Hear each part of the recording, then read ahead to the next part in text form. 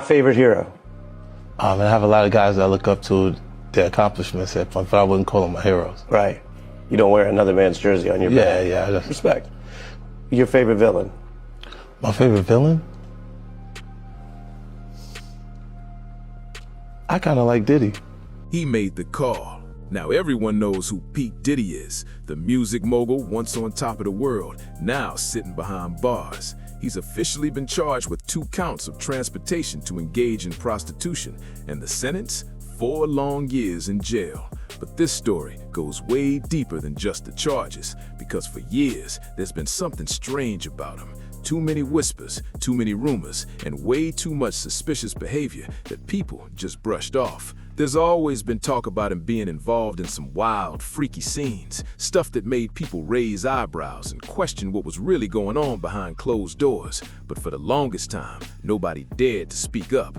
Everyone stayed quiet, except for one man who wasn't afraid to talk. That man, 50 Cent. He wasn't scared to call things out, and when he spoke, it hit hard, because he had no filter and no fear. Hand out my pocket, man. Get your hand out my pocket. I see what you're doing. I see what you're doing on the channel. Get your hand out my pocket, man. Look at me when I'm talking to you. I see, yo. I see what you're doing. I see what you're doing, man. I see what you're doing. Nah, look at me, man. I see what you're doing, man. Yeah, you gonna make me. Okay, Believe it or not, there was actually a time when 50 Cent didn't have any beef with Diddy. Yeah, they were cool once. In fact, 50 was ghostwriting for him, helping him craft tracks behind the scenes. They even spent time together in the studio, vibing and working on music like everything was smooth.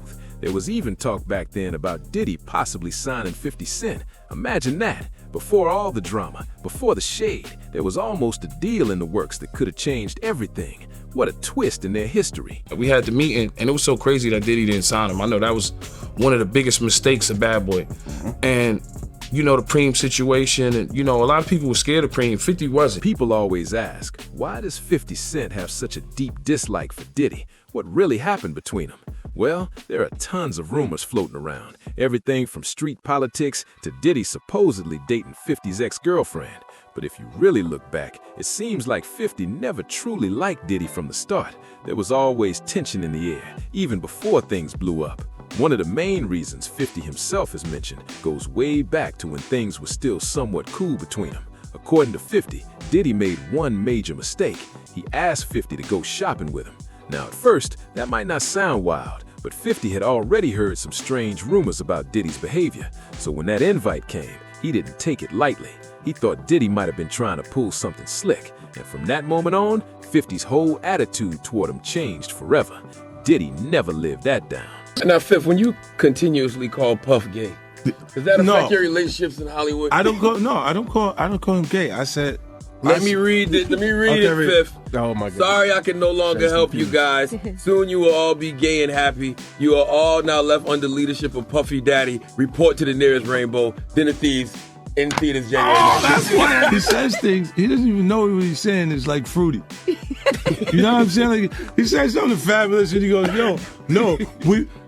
me and you, we ain't party. Like, we need to party. I like when you like this, Daddy. Daddy, I like when you scrambling and scraping. When you scrambling and scraping. Talking about for your birthday. Huh? Why won't you party with me for your birthday, man? We partied for my birthday before. You came to my party. No, but me and you ain't never really party, you know what I'm saying? What is he talking about? People say that to me, I get a little uncomfortable. Like he said something to me one time, a long time ago. At Chris Lighty's wedding, he told me he'd take me shopping. I looked at him like, what'd you just say? Let me move, man, before I do something. You're gonna make me mess up the wedding. Oh, that's a nice gesture. Let me get out of it. No, take me. That's what a guy says to a girl. And they can call me Curtis. Great. And is there anything else that's not okay for people to call you? Don't call me Puffy or Tyrese. Okay. Allegedly assaulted his son's football coach with kettlebells, but you immediately, he went on Instagram with this. Did he find that amusing? He probably didn't. Hello. Good morning. You like that shit? Well, the next time you see Puffy, you tell him I said, you don't act like a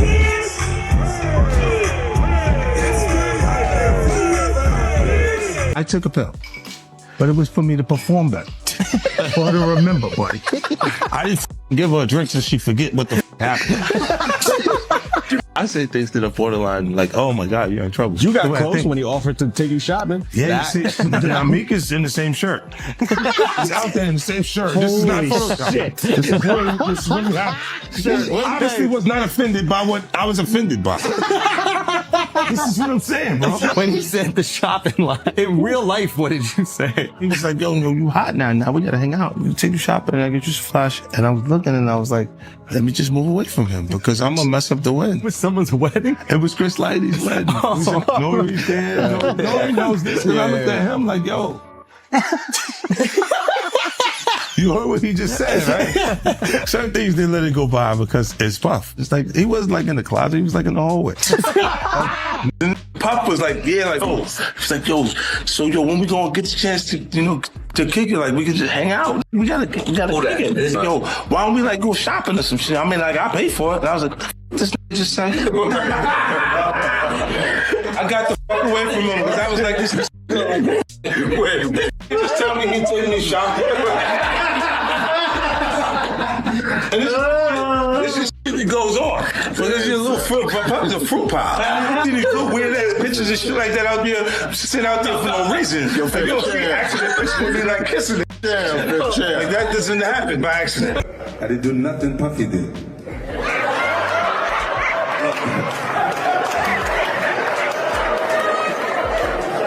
Yeah, no, it was just so excitement. There's so much excitement that there was no reason for me to put something in our drink. Oh my goodness. I need you to remember. I need you to remember this. The foundation. Yeah. Thank you. I told you I'd jump around. This one always cracks people up. It's pure comedy. There's this old picture of Diddy riding a bike, looking all casual, and 50 Cent couldn't resist jumping in. He reposted the photo and said, "You know there ain't no seat on that bike, right?" The internet went wild. It was one of those moments where 50's humor cut deep but had everyone laughing at the same time. He turned a simple photo into a viral joke that had people talking non-stop. Diddy probably didn't find it funny, but 50, he was definitely entertained. He would do a lot of foul shit. Like behind the scenes, he would do some foul shit. Like hating on, like doing things with people I'd done business with that he done business with. He would say shit that I was like, he said that to you? Right. I was like, yeah, so all right. You know what I'm saying? Like, and they don't know what they like till they see somebody with it. So they want the girls after you're done with them. Yeah, leftovers. Yeah. You take your leftovers. Okay. A lot of them are leftovers. I haven't had issues with Puff where I don't like him like that. Like, I don't like things that he would do. Right. And make me uncomfortable. So we're speaking on Diddy. We're speaking on Puff. Yeah. Okay. But I don't have that thing where, like, well, we ain't had no thing. I wasn't sending nothing at him, big. If it was on the street side like that, we would be actively doing things to each other. Right. And we wasn't doing that. All right, we are getting some breaking news right now. ABC News has just confirmed that Sean Diddy Combs was arrested tonight in New York City. Sources say federal agents with Homeland Security investigations took him into custody. The charges are unclear at this time. Now, as you can probably imagine, when Diddy got locked up, 50 Cent was loving every second of it. He couldn't hide his excitement. This was like his victory lap. He was cracking jokes, posting online, and making sure everyone knew how much he was enjoying the moment. It was a straight-up field day for him watching his longtime rival fall from grace. Every update about Diddy's situation just fueled 50's amusement even more. He was having the time of his life. 50 Cent d'enfoiré. Free P. Diddy. 50 mocking his longtime rival after Diddy's arrest Monday night. Where was 50 on Monday? Also in New York, making an appearance on the Drew Barrymore show. 50 posting a sweet picture of him and Drew on Instagram, but the caption tells a different story. I have a lot of fun. Here I am keeping good company with the Drew Barrymore show, and I don't have 1,000 bottles of lube at the house. I'm not panicking. They are.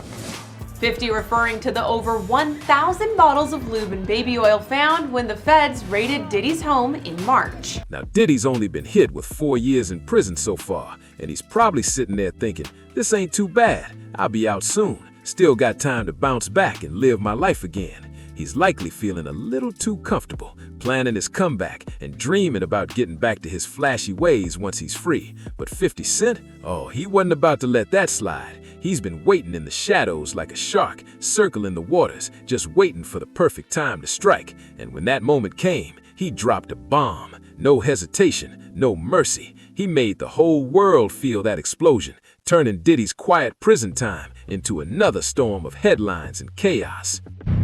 You can't continue to keep hurting people and nothing ever happens. Just a matter of time. You gotta understand, 50 Cent's obsession with Diddy runs deep. He's been on this mission for years, and it's not just about trolling anymore. He actually put together a full documentary about Diddy, and it wasn't something he made overnight. Oh no, 50's been planning this for decades. He's been collecting every bit of info he could find. Receipts, clips, stories, interviews, all of it. 20 years worth of material stacked up, waiting for the right moment. This wasn't random, it was a long game, and 50 played it perfectly, ready to expose everything when the time was right. Speaking of, in particular, Netflix docuseries that you've been working on, Diddy Do It? Right. Diddy Do It, right? Yeah. I know you've been heavy on social media talking about it. You've been saying for years that you feel you knew Diddy's character. Right. Yet you said you weren't a part of that lifestyle, you weren't going to the parties. So what makes you so absolutely sure that these kinds of allegations that we've seen against him are true?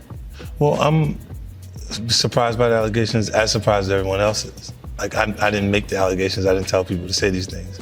It comes out, I see it in the news like everyone else, but I did feel uncomfortable with the way you would present the idea of going to these projects. To come party with me. Yeah. And then that swayed me away from it, just that alone. So you didn't realize as much stuff was coming. Like, when I seen today, it was allegations of 3 men that said he drugged them and because Diddy is so hated by 50 Cent that apparently a decade ago, 50 Cent just started gathering information on Diddy. As much as he could find. And he started working on a documentary series on how bad Diddy is. A documentary, he did interviews, he hates this man so much. Now 50's been popping up everywhere, doing interviews left and right to promote his new documentary. And honestly, he's never looked this happy. The man is straight up glowing with confidence. You can tell he's enjoying every moment of this spotlight, like he's been waiting years for this exact payoff. The documentary's called Sean Combs: The Reckoning, and it's already causing a storm across the internet. The energy 50's bringing to these interviews is wild. He's laughing, cracking jokes, and throwing shade like never before. Let's check out some of the funniest clips from his recent appearances. They're pure gold. So you've gotten your hands on some extra new material people are going to see for the first time, including this video. Any journalist would want to know how you got it, but it is Sean Diddy Combs in the heat of this, right before the arrest for the trial we just discussed. From the still no indictment. Then you have to have a spokesman. You have to have some sort of comms to constantly be pushing that, Mark. It could be somebody that has dealt in the dirtiest of dirty business of media. 50, how'd you get it, and what does that scene show? Well, I mean, you're a journalist, Harvey. Harvey, you would not disclose your sources. We usually don't. Yeah, but I got it. Yeah. What he said. I wish we were able to have Diddy be in the doc. So he could have said some things that make people understand why people are saying these things about him. The outreach went to his team and they gave denials, but he didn't want to participate. Yeah. They'll say we had beef for 20 years, but I have hired both of his sons for different projects that I worked on, both 2 different television shows. I don't know why he didn't file bankruptcy. Like, it would have indicated to the sharks that even if you see blood in the water, there's not that much blood. It is going to exhaust them. The legal process will exhaust them. Apparently, 50 Cent chose to do his interview with ABC for one very specific reason. It's the only network that can be watched inside the prison. That means Diddy could actually sit there, behind bars, and see 50 talking about him live on TV. Savage move. And of course, 50 couldn't resist bragging about it. He even posted the moment on his Instagram, letting everyone know exactly what he did. You can tell he's loving every second of it. You just know Diddy is in that prison cell losing his mind, pacing back and forth while 50 Cent is out here living his best life. The contrast couldn't be more dramatic. One man stressed and silent, the other laughing and posting like he just won a championship. Now Diddy, or more likely his team, finally responded to the chaos, calling 50's documentary a shameful hit piece with no respect for the truth. They even claimed 50 had no right to use certain footage, saying it was all private material that should have never gone public. But here's where it gets wild. The truth about how 50 got that footage isn't some big mystery. He paid for it, straight up. He was the highest bidder in an auction, locking it down legally and making sure it was all his to use. That's business, cold, calculated, and perfectly legal. Yo, man, how 50 get, blah, blah, blah. Yo, Puff, take this self doing that. Let me explain something to y'all. First of all, he only deal with young videographers because he want to rob them, and he know that they want the opportunity to follow Puff Daddy, P. Diddy. They want that opportunity. So they get him at a low price anyway. Puff wants a videographer with him 24 hours a day. So now, they come to whatever the pay is going to be. But then it be so many hours on that invoice that he don't want to pay. So now, being if you got a contract and he don't stand to that contract, guess what happens? He could do whatever he want to do with that footage. So now that footage goes to the highest bidder. And 50 had to be the highest bidder. Yo, this is business. Everybody ain't in love with you. Everybody ain't dedicated. Everybody ain't loyal to the point of stupidity. At this point, it's hard to say what's worse, the level of pettiness or just how calculated 50 Cent really is. The man operates like he's running a masterclass in revenge. Watching him move, you start to realize maybe none of us are hating to our fullest potential. His precision, his timing, the way he plays the long game is straight up genius. People joke that the devil works hard, but when it comes to 50 Cent, he's on a whole nother level. This man works harder. His pettiness deserves its own college course, seriously. Every move he makes turns into a headline. Every post turns into a viral moment. And that's a wrap for this one. Make sure you like, subscribe, share, and drop a comment on what you think about 50's legendary moves. Stay tuned, because the next Street Signal video is coming soon. And trust me, you don't want to miss it.